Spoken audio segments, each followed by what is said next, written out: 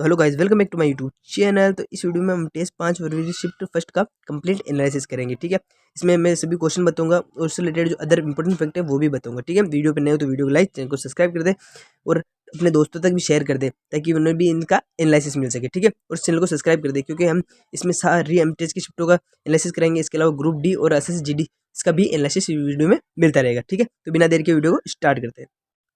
तो हमारा first question पूछा गया था फतेहपुर सीकरी से। ठीक है, इसमें पूछा गया था फतेहपुर सीकरी में स्थित पंचमहल किस वास्तुकला शैली के आधार पर निर्मित किया गया है? तो ये ऑप्शन नंबर बी, बौद्ध विहार शैली पे। ठीक है, इससे रिलेटेड इंपॉर्टेंट फैक्ट भी पढ़ेंगे। तो ये है अपने पंचमहल में 5 मंजिल का भवन है। ठीक है, इसका निर्माण किसके द्वारा कराया गया था? इसका निर्माण अकबर द्वारा कराया गया था। ठीक है, यह स्तंभों पर आधारित एक खुली संरचना है। ठीक है, इसमें नालंदा व अन्य बौद्ध विहारों की स्थापत्य कला शैली की झलक देखने को मिलती है। ठीक है, यह मेरात शाही महिलाओं के विश्राम हेतु प्रयोग में ली जाती थी। ठीक है, नेक्स्ट क्वेश्चन देखेंगे।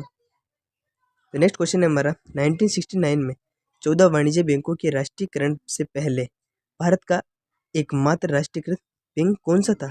वो था अपने ऑप्शन नंबर बी, भारतीय स्टेट बैंक। ठीक है, इससे इंपॉर्टेंट फैक्ट पढ़ेंगे इससे रिलेटेड। इसके फैक्ट है 1 जुलाई 1955 को इंपीरियल बैंक ऑफ इंडिया का राष्ट्रीयकरण कर इसे एसबीआई में कन्वर्ट कर दिया गया। ठीक है, 1969 में भारत प्रधानमंत्री इंदिरा गांधी ने 14 बड़े निजी बैंकों को राष्ट्रीयकरण किया। ठीक है, एसबीआई को भारत का सबसे बड़ा सार्वजनिक बैंक माना जाता है। ठीक है, एसबीआई की स्थापना मूल रूप से 1806 में बैंक ऑफ कलकत्ता के रूप में हुई थी। ठीक है, नेक्स्ट क्वेश्चन देखेंगे। तुम्हारा नेक्स्ट क्वेश्चन है मेम्ब्रोनोफोन।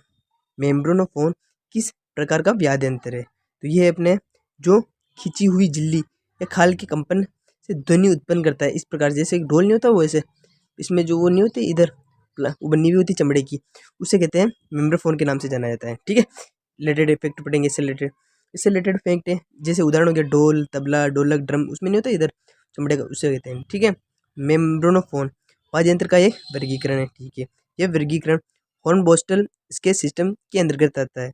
अधिकतम तालवाद जो भी होते हैं दम दम बजाने वाले वो इसी श्रेणी के अंतर्गत आते हैं। ठीक है, नेक्स्ट क्वेश्चन देखेंगे।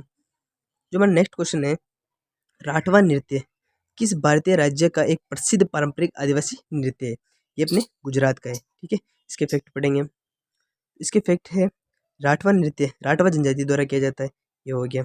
यह नृत्य विशेष रूप से गुजरात के पंचमहल और छोटा उदेपुर जिले में प्रचलित है। यह नृत्य त्योहारों, विवाह और सामाजिक उत्सवों पर किया जाता है। इसमें पारंपरिक वाद्य यंत्र जैसे ढोल हो गया, बांसुरी, इन सभी उपकरणों का उपयोग किया जाता है। ठीक है, नेक्स्ट क्वेश्चन देखेंगे। जो हमारा नेक्स्ट क्वेश्चन पूछा गया था चंद्रगुप्त मौर्य के बाद मौर्य साम्राज्य का राजा कौन बना? तो वो बना अपने ऑप्शन नंबर बी, बिंदुसार बना। ठीक है, इसके फैक्ट देखेंगे हम। इसके फैक्ट हैं बिंदुसार चंद्रगुप्त मौर्य के पुत्र थे। ठीक है, जिनका शासनकाल 297 से 273 ईसा पूर्व तक माना जाता है। ठीक है, उन्हें अमित घात्र के नाम से जाना जाता था। इसका अर्थ होता है शत्रुओं का नाश करने वाला। ठीक है, अशोक बिंदुसार के पुत्र थे। ठीक है, नेक्स्ट क्वेश्चन देखेंगे। जो हमारा नेक्स्ट क्वेश्चन वो है बृहदेशी नामक प्रसिद्ध संगीत ग्रंथ के रचयिता कौन है? इसके रचयिता है भरत मुनि। ठीक है, इसके फैक्ट देखेंगे हम। इसके फैक्ट है बृहदेशी ग्रंथ की रचना लगभग 6 से 8वीं शताब्दी में हुई थी। इस ग्रंथ में राग शब्द की पहली स्पष्ट व्याख्या मिलती है। ठीक है, भारतीय शास्त्रीय संगीत के विकास में यह ग्रंथ अत्यंत महत्वपूर्ण भूमिका निभाता है। ठीक है, नेक्स्ट क्वेश्चन देखेंगे। तो नेक्स्ट क्वेश्चन है हमारा कनुबी नृत्य किस भारतीय राज्य से संबंधित है? ये अपने गोवा से संबंधित है। ठीक है, इसके फैक्ट देखेंगे। इसके फैक्ट है कनुबी नृत्य कनुबी जनजाति द्वारा किया जाता है। यह एक आदिवासी लोक नृत्य है। इसमें रंगीन साड़ियाँ, पारंपरिक वेशभूषा का प्रयोग किया जाता है। यह नृत्य मुख्यतः त्योहार, सामाजिक अवसरों पर किया जाता है। ठीक है, नेक्स्ट क्वेश्चन देखेंगे।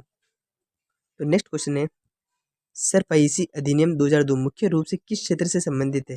ये अपने बैंकिंग और वित्त क्षेत्र से संबंधित है। ठीक है, इसके फैक्ट देंगे। इसके फैक्ट है सरफासी का फुल फॉर्म क्या है? पहले तो ये देख लो। Securitisation and reconstruction of financial assets and enforcement of security interest act है। ठीक है, ये कानून का उद्देश्य इस कानून का उद्देश्य क्या है ये भी देख लो। बैंकों का एनपीए नॉन परफॉर्मिंग इंडेक्स नहीं होता एसेट्स, गैर निष्पादित परिसंपत्तियां वसूल करने में सहायता प्रदान करता है। इसके अंतर्गत बैंक बिना कोर्ट के संपत्ति जब्त कर सकती है। ठीक है, नेक्स्ट क्वेश्चन देखेंगे हम। तुम्हारा नेक्स्ट क्वेश्चन है, मटर का पौधा किसी पेड़ या किसी पर भी सहारे के माध्यम से चढ़ता है।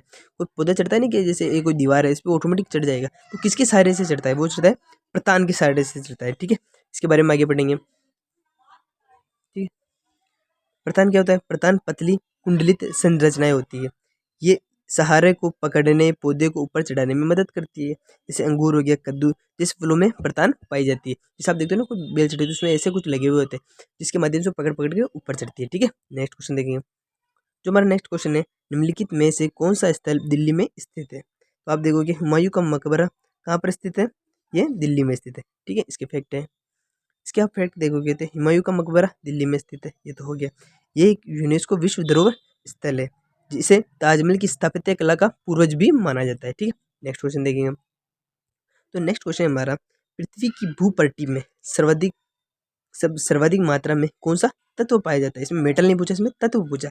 तो तत्व पाया जाता है, सबसे अधिक मात्रा में ऑक्सीजन पाया जाता है। ठीक है, इसके फैक्ट देखेंगे हम।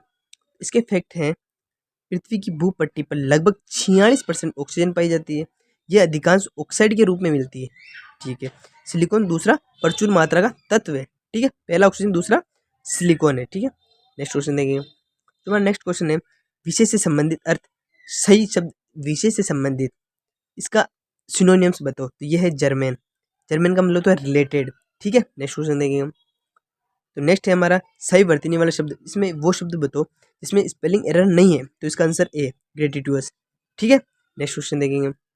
तो नेक्स्ट क्वेश्चन है हमारा बोरो, इसका मतलब उधार लेना। इसका सिनोनिम्स कौन? इसका इसने इसने पूछा विलोम, मतलब इसका मतलब लैंड, उधार लेना, लैंड उधार देना होता है। ठीक है, तो आज का ये हमारा लास्ट प्रश्न खत्म होता है। वीडियो चली तो वीडियो को लाइक, चैनल को सब्सक्राइब कर दें, क्योंकि इसमें हम 5 फरवरी के अलावा जितनी भी हम टेस्ट की सभी शिफ्ट होगी उन सभी का एनालिसिस बताएंगे। इसके अलावा ग्रुप डी का वर्सेस जीडी सभी का एनालिसिस में आपको मिलता रहेगा। ठीक है।